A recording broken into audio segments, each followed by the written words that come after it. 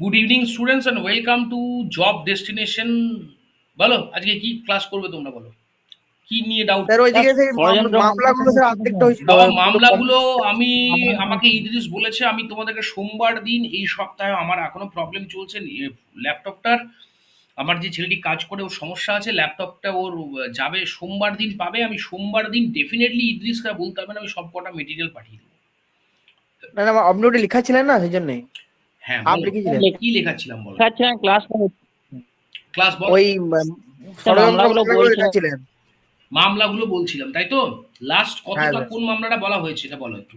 1 minute.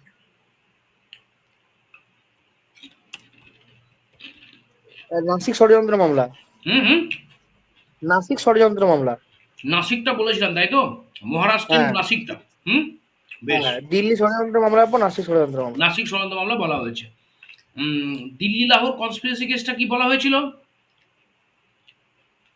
মনে হয় বলা হয়েছে 1912 হ্যাঁ, 1912। বলা হয়েছে। বসন্ত বিশ্বাস। বেশ। হ্যাঁ, এবার লেখো প্রথম লাহোর ষড়যন্ত্র মামলা। কি বললাম? First Lahore conspiracy case. মনে রাখবে প্রথম লাহোর ষড়যন্ত্র মামলা হয়েছিল 1915 সালে। 1915 সালে। এবং বলতে পারো সেই সময় গদর পার্টি, তারা পুরো পাঞ্জাবের লাহোর অঞ্চলে তারা বেসিক্যালি একটা সশস্ত্র অভ্যুত্থান বা বিপ্লব ঘটাতে চেয়েছিল। তার বিরুদ্ধেই কিন্তু ব্রিটিশ সরকার এই লাহোর ষড়যন্ত্র মামলা শুরু করে। ঠিক আছে, মানে গদর পার্টি পাঞ্জাবের লাহোর থেকে পুরো ভারতবর্ষে একটা সশস্ত্র অভ্যুত্থান ঘটাতে চেয়েছিল, আর্মড রেভলিউশন 1915-তে। ব্রিটিশ সরকার সেটা ধরে ফেলে 1915-তে এর বিরুদ্ধে লাহোর ষড়যন্ত্র মামলাটা শুরু হয়। ঠিক আছে, এরপর আরেকটা লাহোর ষড়যন্ত্র মামলা মনে রাখবে 1928 থেকে 1931। এটা বলা হয় ভারতবর্ষের দ্বিতীয় লাহোর ষড়যন্ত্র মামলা। ওই ভগৎ সিং এবং বটুকেশ্বর দত্ত।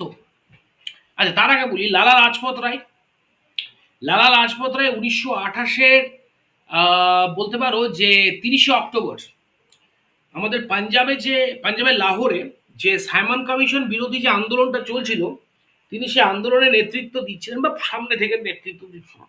তো এবার যে ঘটনাটা ঘটলো সেটা হচ্ছে তোমার লাজপত রায়ের ওপর ব্রিটিশ পুলিশ লাঠিচার্জ করলো। এবং সেই লাঠিচার্জ করার ফলে যে ঘটনাটা ঘটলো সেটা হচ্ছে তোমার যে লালা লাজপত রায় কিন্তু মারা গেলেন 1928-এর 17ই ডিসেম্বর, এই সরি 17ই অক্টোবর। এবং তারপর ওই স্যান্ডার্স কে হত্যা করলো ভগৎ সিং, সুখদেব, রাজগুরুরা, ব্রিটিশ পুলিশ লাজপত রায়ের মৃত্যুর প্রতিশোধ নেওয়ার জন্য।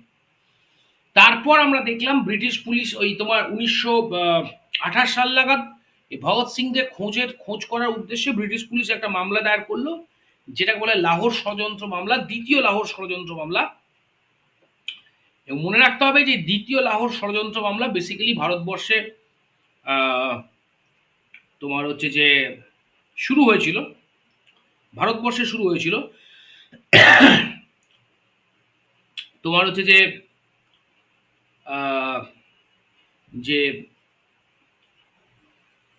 যে বিষয়টা হচ্ছে ঘটনা সেটা হচ্ছে তোমার এই মামলাতে শেষ পর্যন্ত ভগৎ সিং ধরা পড়েন। এবং 1928 থেকে 1931 পর্যন্ত এই মামলাটা চলেছিল। ঠিক আছে, 1928 থেকে 1931 পর্যন্ত আহ, এই মামলাটা চলেছিল। ওই মামলায় ভগৎ সিং, সুখদেব ও রাজগুরু ফাঁসি হয়। আরেকটা মামলা হচ্ছে তোমার যে কাকোরি ষড়যন্ত্র মামলা। ঠিক আছে, আহ, তো মনে রাখবে যেটা যে কাকুরি ষড়যন্ত্র মামলা, তোমার এই কাকুরি ষড়যন্ত্র মামলাটা হচ্ছে তোমার 1925 সালে হয়েছিল। কাকুরি ট্রেন ডাকাতির পরিপ্রেক্ষিতে হয়েছিল, কাকুরি ট্রেন ডাকাতি পরিপ্রেক্ষিতের ক্ষেত্রে। ঠিক আছে, কাকুরি ট্রেন ডাকাতির পরিপ্রেক্ষিতে হয়েছিল এবং বলা যেতে পারে যে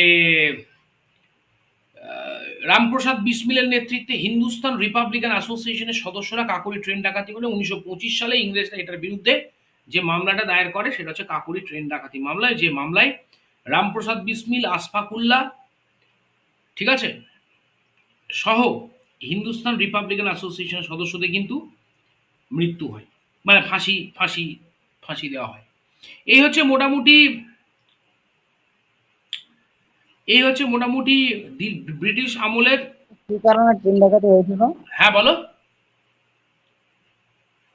স্যার ট্রেন ডাকাতিটা হয়েছিল ট্রেন কি কারণে? ডাকাতিটা হয়েছিল কি কারণে, তাই তো?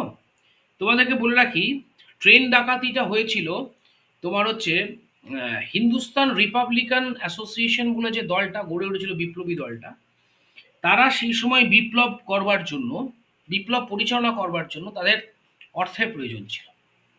তো তোমার উত্তরপ্রদেশের লখনৌ থেকে সাহারানপুর যাবার পথের এই ডাউন 008 ট্রেন, সেটা যখন কাকোরি নামক হল স্টেশনে দাঁড়ায়, তখন এই রামপ্রসাদ বিসমিল, আশফাক উল্লাহ, রাজেন্দ্র লাহিড়ী, তোমার হচ্ছে রোশন সিং, এরা ট্রেনে হামলা করে এবং ট্রেন থেকে এরা মাত্র 10,000 টাকা লুট করেছিল।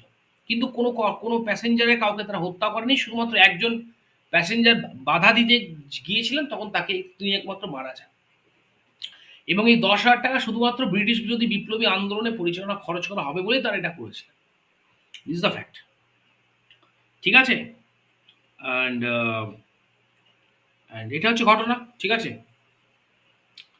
তোমার এটা হচ্ছে ঘটনা। অ্যান্ড দিস ইজ ওয়াই বলতে পারো যে তোমার ব্রিটিশ পুলিশ এরপর কাকোরির এই হিন্দুস্তান রিপাবলিকান অ্যাসোসিয়েশনের বিরুদ্ধে মামলা শুরু করে।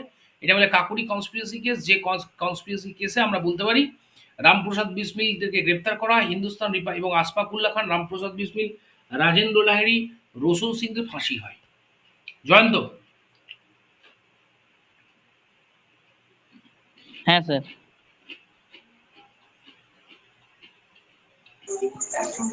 স্যার ওই সেকেন্ড ইয়েটা হলো যেটা লাহোর ষড়যন্ত্র, ওটা কে কে নেতৃত্ব দিয়েছিল ওটা একটু বলে দেবেন? লাহোর ষড়যন্ত্র মামলায় যাদের ফাঁসি হয়েছিল ভগৎ সিং, সুখদেব আর রাজগুরু।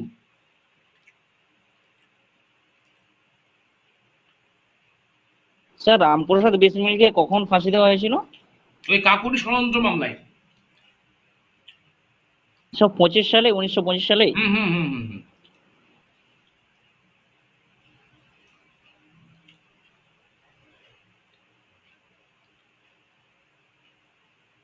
বলো, আর যদি কোনো প্রশ্ন থাকে তো বলো।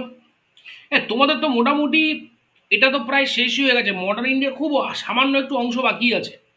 ওটা তাহলে সামনের সপ্তাহে শেষ করে দিয়ে কি তোমাদেরকে আবার প্রাচীন ভারত থেকে নতুন করে শুরু করব?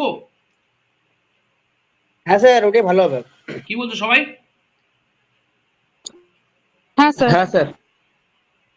আর স্যার আপনি হরপ্পান যে সাইট গুলো আছে না স্যার, ওইখানে হ্যাঁ, একটা জায়গাটা এক জায়গায় হ্যাঁ, খাতায় লিখে দিবেন হ্যাঁ, যে কোন জায়গা থেকে মেইনলি কোন কোন জিনিসগুলো কোথায় পাওয়া গেছিল, যদি ওগুলো পরীক্ষায় এক জায়গায় মানে আমরা করে নেবো খাতায়, ওটা একটু বলে দেবেন।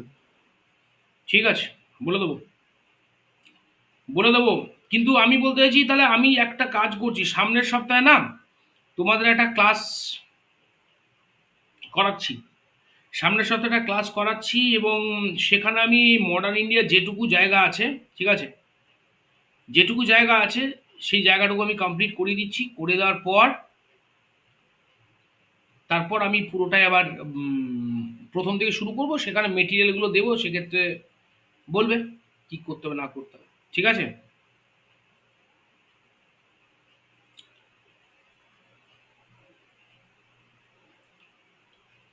ঠিক আছে, তাহলে এটা আমাদের প্ল্যান থাকলো। ইদ্রিসকে আমি সোমবার দিন